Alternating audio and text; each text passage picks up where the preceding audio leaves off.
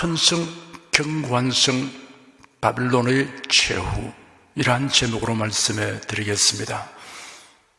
인류 역사의 종말에 하나님의 진노로 말미암는 대재앙은 일곱 나팔, 일곱 대접 심판으로 진행됩니다.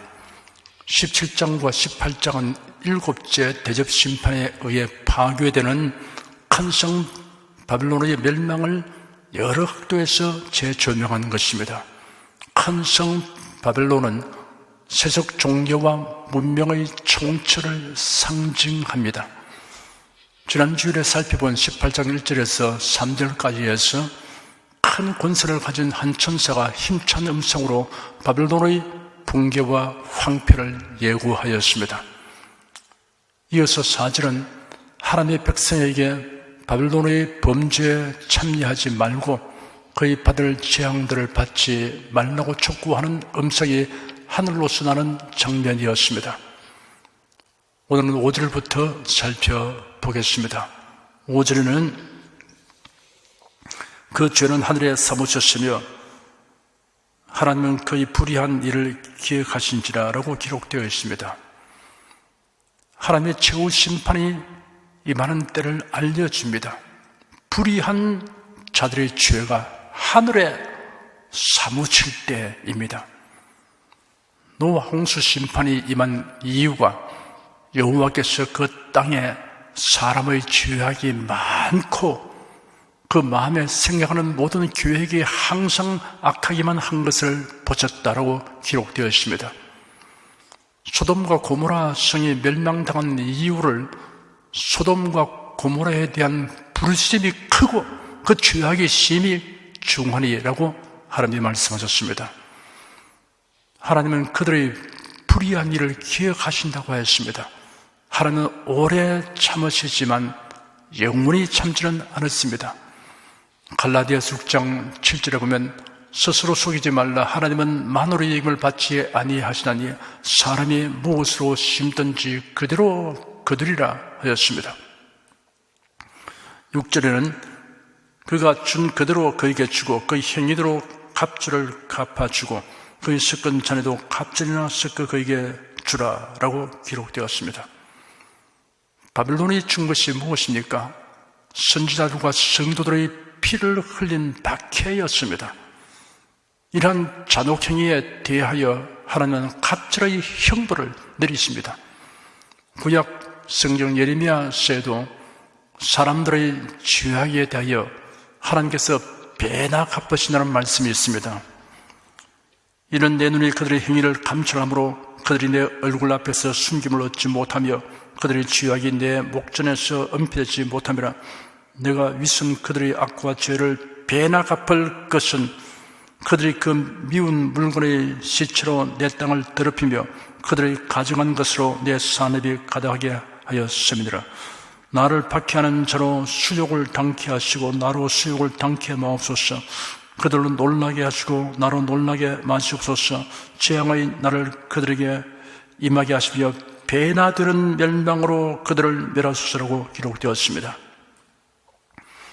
하나님의 심판에 관련하여 사용된 갑절이라는 용어는 수나 양을 두 번 합친 것이 아니라 하나님의 보응이 극심하고 철저하게 임하게 되는 것을 나타냅니다. 7절에는 그가 어떻게 자기를 영화롭게 하였으며 사치하였든지 그만큼 고난과 애통으로 갚아주라. 그가 마음에 말하기를 나는 여호왕으로 안전자요 과부가 아니라 결단코 애통을 당하지 아니하리라 하니라고 기록되어 있습니다. 바빌론의 죄악은 철저히 인본주의적인 것입니다. 구체적으로 세 가지를 지적하였습니다. 첫째, 자기를 영화롭게 하였습니다. 하나님의 영광을 회방하는 행위입니다. 둘째, 사치하였습니다. 하나님을 위하여는 인색한 자들의 생활 그 자체가 사치입니다. 셋째, 교만하였습니다. 자신은 결단코 실패하거나 망하지 않는다고 호언장담하며 기고만장하였습니다. 그만큼 고난과 애통으로 갚아준다고 하였습니다. 하나님의 공의에 의한 징벌을 내리십니다. 8절에는 그러므로 하루 동안에 그 재앙들이 이르리니 곧 사망과 애통과 흉년이라 그가 또한 불에 살라지리니 그를 심판하신 주 하나님은 강하신 자이심이니라 라고 기록되었습니다. 하나님이 징벌하시면 하나님을 대적하며 높아진 인생들의 호언장담은 허장성세에 불과하다는 것이 하루 동안에 드러나게 됩니다. 심판하시는 하나님은 강하신 자이시라고 하였습니다. 전능하신 하나님이시므로 무한한 권능을 사용하십니다. 9절과 10절에는 그와 함께 음행하고 사치하던 땅의 왕들이 그 불붙는 연기를 보고 위하여 울고 가슴을 치며 그 고난을 무서워하여 멀리 서서 가로되 화이도다 화이도다 큰 성 경관성 바벨론이여 일시간에 내 심판이 이르렀다 하리로다 라고 기록되었습니다. 18장의 나머지는 모두 적그리도의 나라에 대한 만가로서 왕들이 노래하는 만가, 상고들이 부른 만가, 선장과 선인들이 부른 만가들입니다. 만가란 상력군이 엎드리는 소리, 죽은 이를 애도하는 시가입니다. 땅의 왕들이 음녀 바벨론을 향하여 화이도다 라고 외치고 있는 이유가 적그리도의 나라 수도인 큰 성 경관성 바벨론이 순식간에 불바다가 되었기 때문입니다. 적그리도의 수도가 불타는 모습을 각국의 왕들이 텔레비전을 통해 보고 이럴 수가 있느냐고 탄식하게 될 것입니다. 이 비탄은 죄의 애통이 아닙니다. 지금까지 그들의 권력과 향락을 유지해 주던 근거가 파괴되어 버렸기 때문입니다. 11절에서 16절까지는 땅의 상무들이 그를 위하여 울고 애통하는 것은 다시 그 상품을 사는 자가 없으리라. 그 상품은 금과 은과 보석과 진주와 스마프와 자주옥감과 비단과 붉은 옷감이요 각종 향목과 각종 상아 기명이요 값진 나무와 진유와 철과 옥석으로 만든 각종 기명이요 계피와 향료와 향과 향료와 유향과 포도주와 감람유와 고운 밀가루와 밀과 소와 양과 말과 수레와 종들과 사람의 영혼들이라. 바벨론아, 네 영혼의 탐하던 과실이 네게서 떠났으며 맛있는 것들과 빛난 것들이 다 없어졌으니 사람들이 결코 이것들을 다시 보지 못하리로다. 바벨론을 인하여 치부한 이 상품의 상고들이 그 고난을 무서워하여 멀리 서서 울고 애통하며 가로되 화이도다 화이도다 큰 성이여 스마프와 자주와 붉은 옷을 입고 금과 보석과 진주로 꾸민 것인데 라고 기록되었습니다. 이 상고들의 애국은 순전히 이기적인 것임을 알 수 있습니다. 그들의 슬픔은 그들이 그와 같이 많이 치부를 하게 했던 시장이 없어진 것 때문입니다. 적그리도의 제국의 수도와 적그리도 제국의 중심 국가는 금융, 재정, 무역, 문화, 정치, 상업, 예술의 중심지였기 때문에 그 멸망이 전 세계 경제에 방업되는 영향은 막대할 것입니다. 적그리도의 제국에서 거래된 상품 종류가 모두 29종류로 나열되었습니다. 기금, 석류, 의복 및 직물류, 장식품류, 각종 그릇류, 향품류, 식품류, 가축류, 운송수단류, 노예 및 사람으로 분류되어 있습니다. 물론 여기 나열된 종류로 한정되는 것은 아닙니다. 사치품과 필수 생활용품에서 사람까지 상품으로 거래되고 있습니다. 상거래를 목적으로 하여 생산된 유형 또는 무형의 모든 재화가 거래되는 뜻으로 이해해야 합니다. 특이한 것은 종들과 사람의 영혼이 명단에 올라와 있습니다. 로마 시대의 종은 영혼이 없는 도구로 분류되고 취급되었습니다. 쟁기나 수레 등은 생명 없는 도구, 말이나 소 등은 말하지 못하는 도구, 종은 말하는 도구라고 규정하였습니다. 종들과 사람의 영혼이라고 구분한 이유는 종뿐 아니라 자유인까지 매매된다는 뜻입니다. 적그리도 지하에서의 두렵고 비극적인 사회 상황을 적나라하게 보여줍니다. 전 세계의 무역상들, 경제인들은 하나님의 심판 그 자체를 두려워하기보다 활발한 교역 활동을 할 수 없게 되고 경제적 이윤 창출의 근거지가 상실된 것 때문에 울고 애통합니다. 바빌론아, 네 영혼의 탐하던 과실이 네게서 떠났으며 맛있는 것들과 빛난 것들이 다 없어졌으니 사람들이 결코 이것들을 다시 보지 못하리로다 라는 음성이 하늘로부터 들렸습니다. 바빌론이 갈망하던 것은 부귀와 사치와 향락뿐이었는데 이것들을 결코 다시 소유하거나 누릴 수 없게 된다고 하였습니다. 17절에서 19절까지는 그러한 부가 일시간에 망하였도다. 각 선장과 각 처를 타는 승객들과 선인들과 바다에서 일하는 자들이 멀리 서서 그 불붙는 연기를 보고 외쳐가로되 이 큰 성과 같은 성이 어디 있느냐 하며 티끌을 자기 머리에 뿌리고 울고 애통하며 하여 외쳐가로되 화이도다 화이도다 이 큰 성이여 바다에서 배부르는 모든 자들이 너희 보배로운 상품을 위하여 치부하였더니 일시간에 망하였도다라고 기록되어 있습니다. 해상 운수업자들이 애고합니다. 적그리스도의 제국은 해상 운수업자들에게 많은 부를 획득하도록 했기 때문입니다. 이들 역시 적그리스도와 그 제국의 멸망을 마음 아파하며 슬퍼하는 것이 아니었습니다. 자신들의 쾌락과 부와 사치를 제공하던 시장을 잃어버렸기 때문입니다. 부와 사치와 쾌락, 이것이 타락하고 하나님을 등진 인생들이 추구하는 것의 모두입니다.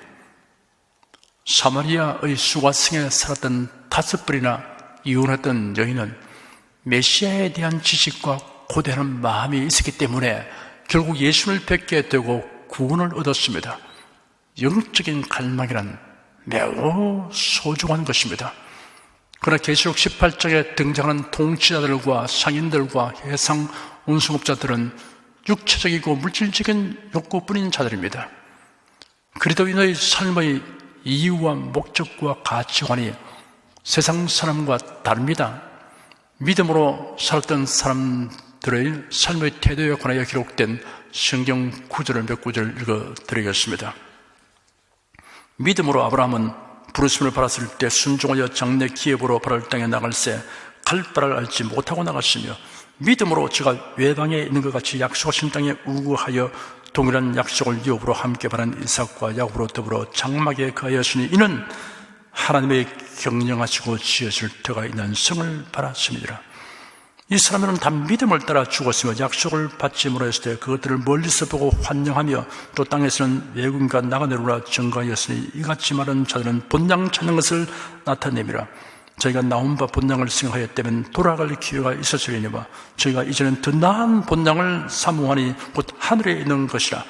그러므로 하나님이 저희 하나님이라 일컫는 바라심을 부끄러워 아니하시고 죄를 위하여 한 성을 예비하시느니라. 어떤 일은 더 좋은 부활을 얻고자 하여 악형을 받되 고차히 면하지 아니하시며 또 어떤 일은 희롱과 채찍일 뿐 아니라 결박과 옥에 갇히는 시험도 바라시며 돌로 치는 것과 톱으로 키는 것과 시험과 칼에 죽는 것을 당하고 양과 염소의 가죽을 입고 유리하여 궁핍과 환난과 학대를 바라시니 이런 사람은 세상에 감당치 못하도다. 저희가 광야와 산중과 암열과 토굴에 유리하였느니라. 그러므로 내 사랑하는 형제들아 경고하며 흔들리지 말며 항상 주 위에 더욱 힘쓰는 자들이 되라. 이런 너희 수고가 주 안에서 헛되지 않은 줄을 알미니라. 그리스도인은 하나님의 말씀을 쫓아 살기를 힘씁니다. 세상에서 열심히 일하며 살지만 세상의 마음을 빼앗기지 않습니다. 신령한 것을 사모합니다. 핍박이나 환난은 천국 소망으로 인해 능히 극복합니다. 주님의 일에 힘쓰며 살아갑니다.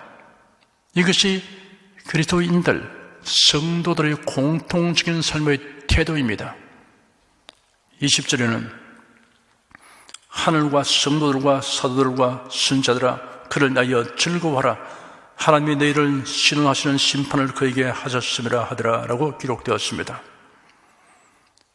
땅 위에서는 애통함이 가득 차 있으나 하늘에서는 즐거움이 넘치고 있는 광경이 매우 대조적입니다. 성도들과 사도들과 선지자들이 즐거워하는 이유는 큰 성 바벨론의 멸망은 악에 대한 선의 승리, 불의에 대한 의의 승리, 하나님의 원수에 대한 하나님의 승리이기 때문입니다. 수많은 성도들이 신앙 때문에, 복음을 전하기 때문에 핍박을 당하고 순교하였습니다.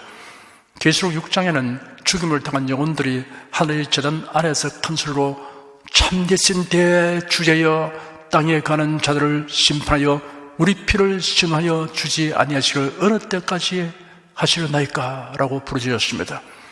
하나님이 말씀하시기를 아직 잠시 동안 쉬되 저희 동무 종들과 형제들도 자기처럼 죽음을 바라 그 수가 차기까지 하라 하였습니다. 이제 그 수가 차게 되었으므로 약속하신 대로 된 것입니다.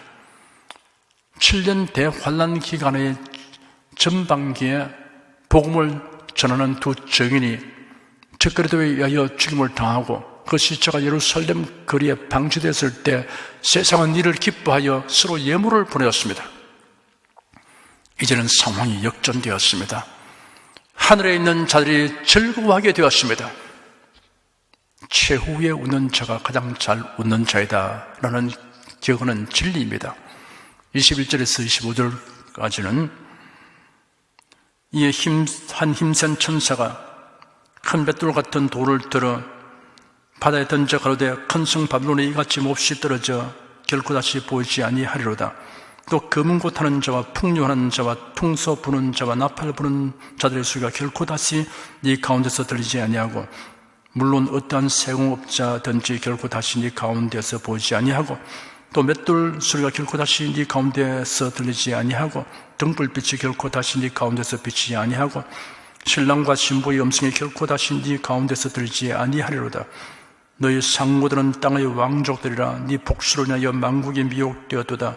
선지자들과 성도들과 및 땅 위에서 죽임을 당한 모든 자의 피가 이 성중에 보이느니라 하더라 라고 기록되어 있습니다. 적그리스도의 제국의 최후의 비극과 말살에 대한 예언입니다. 역사상 일찍이 고대 바벨론의 멸망이 그 실내로 있었습니다. 예레미야 51장에 다음과 같이 기록되었습니다. 너는 이 책 읽기를 다한 후에 책에 돌을 미어 유브라데 하수 속에 던지며 말하기를 바벨론이 나의 재앙 내림을 위하여 이같이 침륜하고 다시 일하지 못하리니 그들이 쇠폐하리라 하니라. 예레미야의 말이 이에 마치니라. 헬라의 지리학자 스트라보는 말하기를 고대 바벨론 성이 얼마나 완전히 폐허가 되든지 아무도 이 황야에 한때 큰 도시가 서 있다고 감히 말할 사람이 없다고 하였습니다. 종말의 온 세상은 큰 성 바벨론이라고 지칭된 적그리스도의 제국과 함께 황폐하게 될 것입니다. 모든 음악도 생산도 가정사도 혼인도 다 끝장이 되고 말았습니다.